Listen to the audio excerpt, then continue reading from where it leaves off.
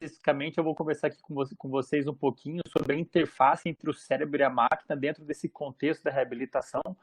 E interface máquina é um tema que eu, como eu disse, eu curto muito. Eu venho acompanhando o que está saindo, não tão de perto, porque eu não trabalho diretamente com isso, mas ao longo dos vários anos que eu fui nos congressos de neurociências lá nos Estados Unidos, eu sempre tiro uma boa parte do meu tempo para ir todos os trabalhos, conhecer todos os trabalhos que estão saindo nessa área, que mostram dados muito interessantes do ponto de vista neurocientífico, do ponto de vista clínico e tudo mais, né?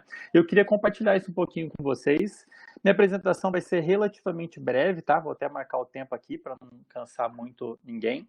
E a minha proposta aqui, pessoal, fiz uma apresentação bem didática. A minha proposta é fazer uma conversa aqui com vocês, de modo que todo mundo possa acompanhar, independente do embasamento que vocês tenham de fisiologia e de tecnologia.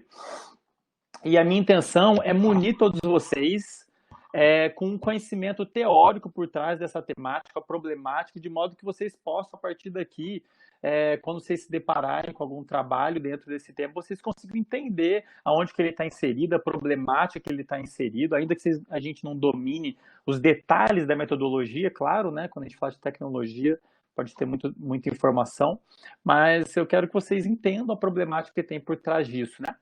E antes disso, queria dar um passinho para trás, pessoal, fazer uma reflexão aqui com vocês de qual que é o papel do sistema nervoso na nossa vida, né? E eu peço desculpas aos meus colegas que vieram antes, porque aqui eu não estou ilustrando a medula, que é um tema central aqui do simpósio, né? Estou ilustrando aqui só o encéfalo. Mas qual que é o papel do sistema nervoso, né, na nossa vida? Dito em linhas gerais, é uma reflexão que eu faço com os alunos em sala de aula. Dito em linhas gerais, o sistema nervoso está gerando respostas, né? Então ele está o tempo todo gerando respostas de interação com o ambiente externo ou com o nosso ambiente interno, né? Então aqui estou ilustrando um tipo de resposta motora, e de fato é um tema que eu estudo já há vários anos, né? Controle motor. Muitos autores propõem que o cérebro, né? O sistema nervoso, ele surgiu na evolução para gerar movimentos, tem um grande debate nesse sentido. Mas enfim, o nosso sistema nervoso ele gera respostas por meio de efetores, e ele só consegue fazer isso com base em informações sensoriais, né? Então, o nosso sistema nervoso está dentro de um ciclo ininterrupto, né? Efetor, sensorial, até mesmo quando a gente está dormindo, tudo bem? Agora, o problema começa a surgir quando a gente tem alguma lesão em alguma etapa desse ciclo, né?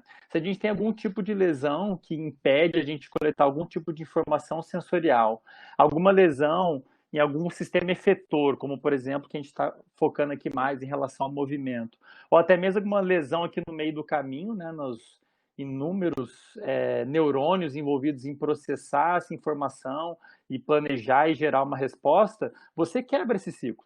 Você vai gerar alguma disfunção na vida da pessoa, né? Dependendo de onde é a lesão, tudo bem? Esse tipo de lesão central, a gente tem como, então, por exemplo, a gente tem um acidente vascular, alguma lesão, um acidente, você tem alguma lesão em uma área, é muito difícil de resolver, né? Não vou entrar em detalhes disso, mas do ponto de vista tecnológico, a gente poderia resolver colocando ali, por exemplo, um chip que substitui a área que você perdeu, né? Isso é uma área da ciência que a gente chama de neuroprótese, né? Que é você colocar uma prótese neural, você usar a tecnologia para substituir alguma estrutura do seu sistema nervoso central. Falando assim parece simples, mas na verdade é muito complicado, porque cada areazinha aqui do nosso sistema nervoso central, ela na realidade é muito complexa, né? Especialmente quando a gente olha aqui o córtex, essa porção mais externa, que é o que nos diferencia dos outros animais em vários aspectos.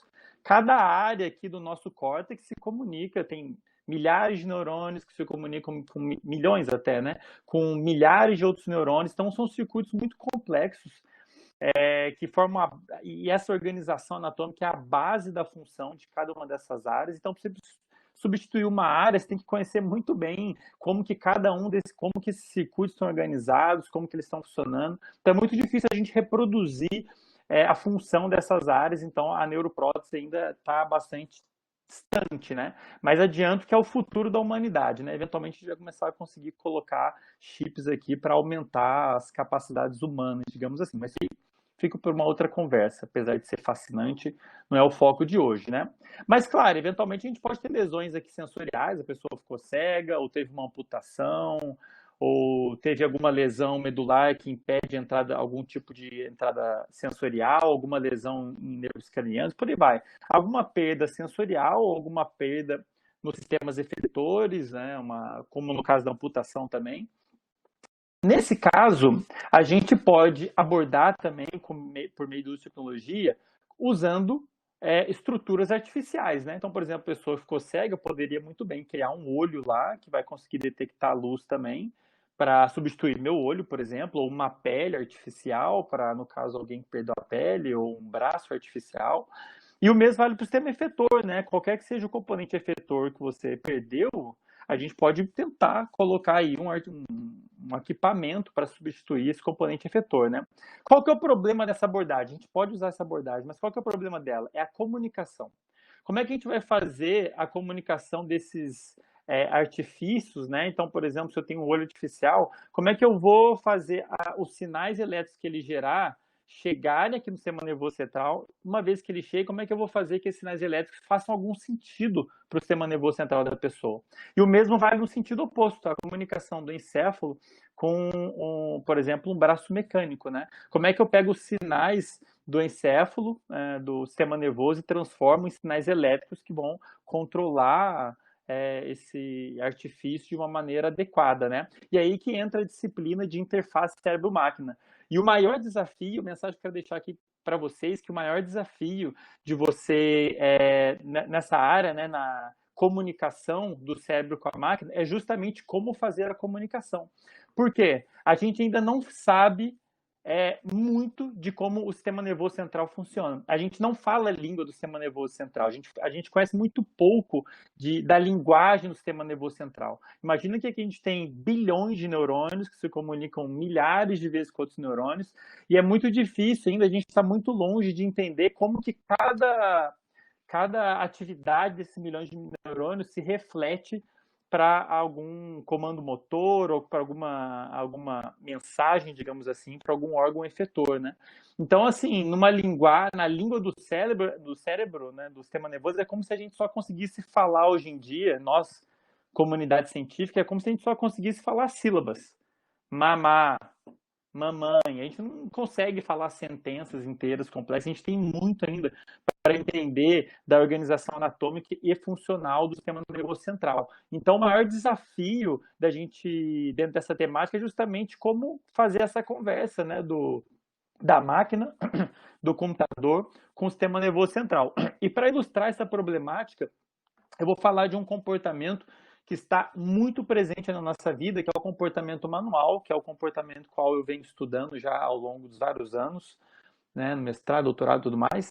E por que comportamento manual? Comportamento com as mãos, né? Porque se a gente parar para pensar, é um dos comportamentos mais presentes na nossa vida, né? Então, repara, quase tudo que a gente faz ao longo da vida está usando a mão ou uma ferramenta com as mãos, né? Você vai abrir uma porta, pegar dinheiro, abrir uma garrafa, cozinhar, escrever. A gente está sempre usando as mãos, né? Inclusive quando a gente vai interagir com tecnologias. Então, de certa maneira, a interface cérebro-máquina, ela já existe. Seu cérebro, ele interage com a máquina, ele incorpora ferramentas. Tem vários trabalhos legais mostrando como que uma ferramenta, ela é neurobiologicamente incorporada. O cérebro, quando você está usando uma faca, o cérebro entende a faca como uma extensão do seu braço, né? Então, não vou entrar em detalhes, mas tem dados claros mostrando isso.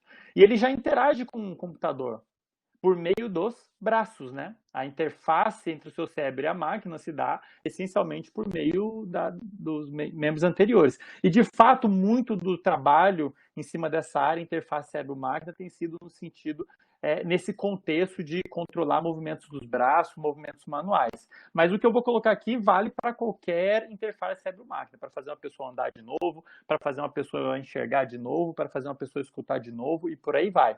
Tudo bem? Voltando aqui, então, olha só, são comportamentos que parecem muito simples para a gente, mas dependem de uma série de regiões. Aqui eu estou ilustrando o encéfalo de um primata, tá? Que é de onde muitos desses dados vieram. E aqui a gente tem o sulco central, pro lado de cá o córtex motor, que eu não vou entrar em detalhes, aqui o córtex, digamos, sensorial, tá? Onde informações do corpo estão chegando e por aí vai. Aqui do córtex motor é onde a gente encontra as principais vias descendentes que se comunicam lá com os neurônios motores na medula ou no tronco cefálico, que por sua vez vão controlar músculos do nosso corpo, né? É que, como eu vou dar um enfoque no comportamento manual, por isso que eu estou ilustrando aqui a mão, né? Agora, um outro componente importante nesse circuito, que a gente não pode deixar de falar, é o sensorial, né? Então, a gente tem informações sensoriais vindo daqui, chega daqui, a gente fecha aquele loop, né? Sensorial, motor, tudo bem? E aqui no meio do caminho a gente tem um grande processamento por essas várias regiões, no caso aqui do córtex, tudo bem? Eventualmente, como a gente está vendo, a gente pode ter um problema, né? Perder uma parte do corpo ou ter uma lesão aqui nos nervos do sistema nervoso periférico que leva essa informação até o sistema nervoso central ou no sentido oposto, ou até lesões medulares que impedem a comunicação aqui da periferia com o sistema nervoso central. Nesse caso, o que a gente pode fazer? A gente pode usar artifícios, né? Usar equipamentos, máquinas que podem de alguma maneira substituir a função perdida. Então, se eu perdi minha mão, eu posso colocar uma mão biônica para substituir, ou se não, se é um problema de comunicação, eu posso tentar colocar um exoesqueleto na mão que está ali ainda para tentar reabilitar, reconquistar a capacidade de controlar movimentos da mão, movimentos do corpo, né? Mas, de novo, qual que é o problema? Como é que eu vou comunicar o que quer que seja o equipamento que eu estou usando, seja uma cadeira de rodas eletrônica, seja um exoesqueleto, seja uma mão biônica, uma perna biônica, um olho, como é que eu vou fazer a comunicação disso com o sistema nervoso central? Que pode ser direto com o seu sistema nervoso central, ou até via nervos que ainda estão presentes depois da lesão, né? E aqui que está o desafio. Basicamente, o que a gente pode fazer para a gente conseguir fazer a conversa desse equipamento, computador ou máquina, com o sistema nervoso central, eu tenho que entender como o sistema nervoso central funciona. E aí entra a pesquisa básica, a importância da pesquisa básica. A gente precisa entender como que as áreas, regiões envolvidas com controle de movimento, elas estão funcionando, como é que os circuitos estão organizados, como é que os neurônios ali se ativam em relação aos movimentos. E aí a gente tem um corpo enorme de literatura científica descrevendo isso, mas a gente ainda está um pouco distante de entender o quadro geral, né? Mas o que a gente pode fazer é colocar eletrodos lá nas várias regiões envolvidas com planejamento e execução do movimento, e a gente pode tentar identificar um padrão de atividade dessas regiões, né? Então a gente tenta basicamente ver como que o padrão de atividade dessas regiões motoras e sensoriais se relacionam com os movimentos. E a gente pode colocar isso num algoritmo, né? Então uma linguagem matemática que vai basicamente identificar esses padrões. Então, toda vez que os neurônios se ativam de um jeito, quer dizer que o braço está esticando. Toda vez que eles se ativam de um jeito, a mão está fechando desse jeito específico. É como se a gente estivesse tentando traduzir a língua do sistema nervoso central, né? Isso vai para um computador, que vai lá, traduz isso e joga lá para o equipamento para controlar o equipamento e gerar os movimentos que o encéfalo está tentando gerar, né? É basicamente isso que a disciplina de interface cérebro-máquina está tentando fazer. Isso já vem, essa linguagem matemática vem sendo estudada já há décadas, mas um pesquisador que popularizou muito essa abordagem é o Miguel Nicoleles, que acho que todo mundo conhece, que é atualmente professor lá da Universidade de Duke, e ele tem uns trabalhos muito bacanas em que ele foi o primeiro que colocou isso mais ou menos em prática, essa ideia, né? Então ele, por exemplo, tem esse desenho experimental desse trabalho que foi publicado na Nature em 2000. Você tem um macaquinho aqui mexendo uma alavanquinha lá, uma tarefa que ele tinha que fazer. A atividade do córtex sensório motor dele vai lá para o computador.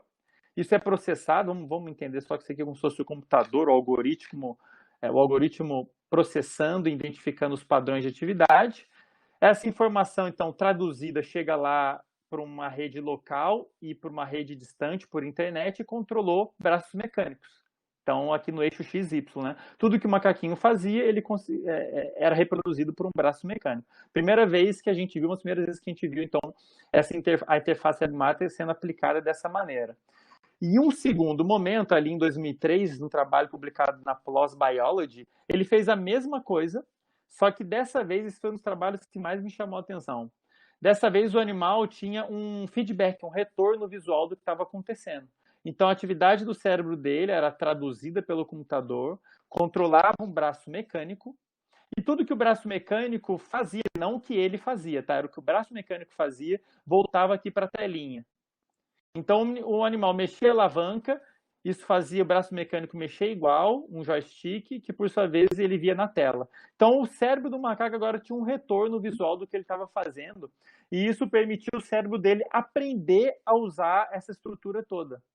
De modo que, olha só que bacana, eventualmente o cérebro dele percebeu que ele não precisava controlar o próprio braço do macaco. Ele conseguia controlar esse braço mecânico mesmo sem controlar o braço do macaco. Então, eventualmente, o macaco conseguiu controlar o joguinho dele aqui sem mexer o próprio braço. Ele ficava lá se coçando e tudo mais, e ainda assim ele conseguia jogar o joguinho aqui. Então, uma das primeiras vezes que a gente viu um ciclo fechado aqui, né? O efetor gerando uma resposta sensorial, no caso visual.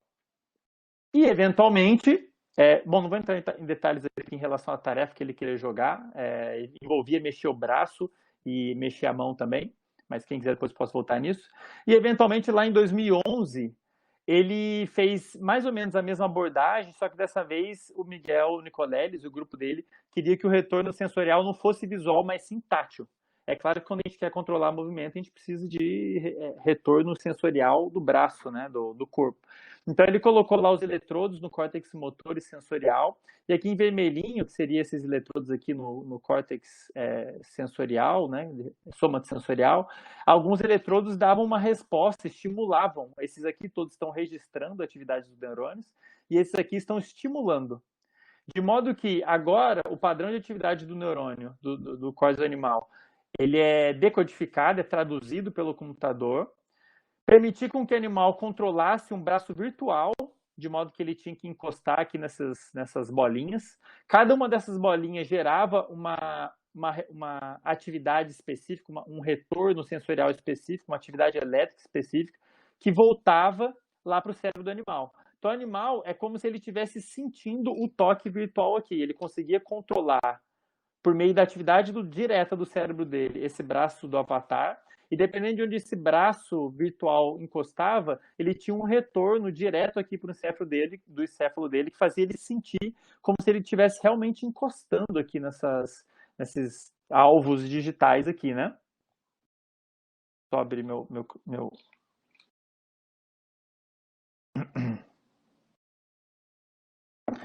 Certo? Então foi uma das primeiras vezes, o trabalho saiu na Nature também, eu lembro que teve toda uma repercussão muito legal na literatura, então foi um dos primeiros trabalhos que fechou o loop aqui, né? Efetor, então a atividade do cérebro controlou um braço virtual, e dependendo de onde o braço virtual encostava, ele tinha um retorno aqui que fazia ele sentir como se estivesse realmente encostando aqui nas coisas, né? Agora eu não preciso dizer, pessoal, que isso aqui é muito rudimentar ainda, né? A nossa capacidade de controlar movimentos é muito maior do que só mexer um braço no eixo XY.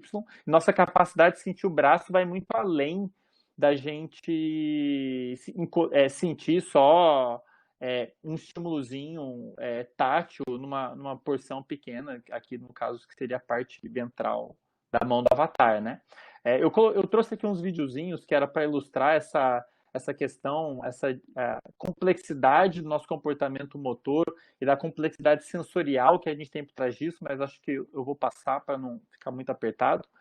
Mas a gente já tem outros trabalhos mais recentes dentro dessa problemática toda. Esse aqui é um trabalho que saiu esse ano, agora em julho, se eu não me engano, ou junho, na New England Journal of Medicine, em que eles estão descrevendo lá a vida de 4 pacientes, em que eles têm tanto o componente efetor como o componente sensorial dos braços mecânicos que eles estão usando. Nesse caso, a abordagem que eles estão usando é controlar o braço mecânico a partir da contração muscular do restante, do coto aqui. E o componente sensorial, ele vai direto para nervos sensoriais aqui do braço, tanto para o ulnar como para o radial, e volta lá para os pacientes. É muito bacana, quem quiser ler. Aqui descreve o cotidiano dessas pessoas. Aqui na ponta desse braço mecânico a gente tem sensores. Mas, claro, de novo, isso aqui é o que a gente tem de última geração nesse contexto, uma das melhores tecnologias que a gente tem, mas o componente motor e sensorial, é claro que ainda está muito distante do que a gente consegue fazer naturalmente, né? Ainda assim, é muito bacana porque a gente já viu, como descreve aqui nesse trabalho, que esses pacientes conseguiram retomar muitas das atividades que eles tinham antes. Eles conseguem trabalhar, um deles, se não me engano, é mecânico, e muitos deles pararam de ter aquelas sensações fantasmas, né, que são características de pessoas que perdem um membro. tanto sensação como dor fantasma, por conta desse retorno sensorial que eles estão tendo. E eu não queria deixar de mostrar o caso desse paciente que eu conheci lá na Society for Neuroscience. Deixa eu tirar aqui o pointer. Onde que é mesmo? Aqui, né? Deixa eu ver se eu consigo apertar play.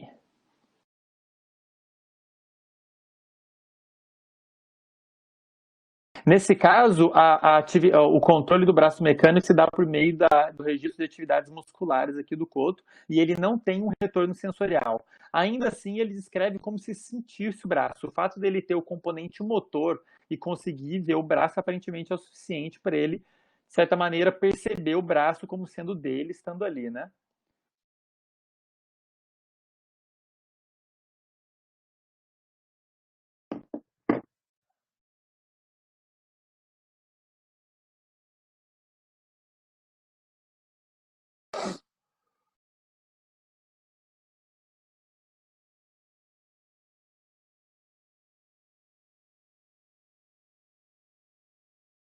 Legal, né? Eu conheci ele lá no Neuroscience e quem quiser conversar um pouquinho mais, eu posso passar. No mais, queria agradecer a atenção de vocês. Acho que já deu aqui meus 20 minutos. Quem quiser, agora a gente vai ter a parte de debate, a gente pode discutir um pouquinho mais detalhes, mas quem quiser entrar em contato depois para a gente bater um papo um pouquinho mais aprofundado, pode entrar lá no meu canal do Instagram, que eu faço divulgação científica também, ou no YouTube, onde também estou fazendo divulgação científica, tem um site institucional, ou se não, pode entrar em contato aqui por e-mail.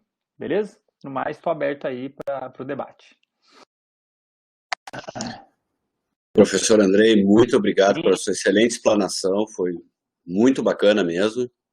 E agora a gente tem mais uma apresentação, eu vou chamar a professora Caroline. Beleza, vou sair para a última aula, para a gente seguir para o debate depois. Vamos aguardar a professora Caroline.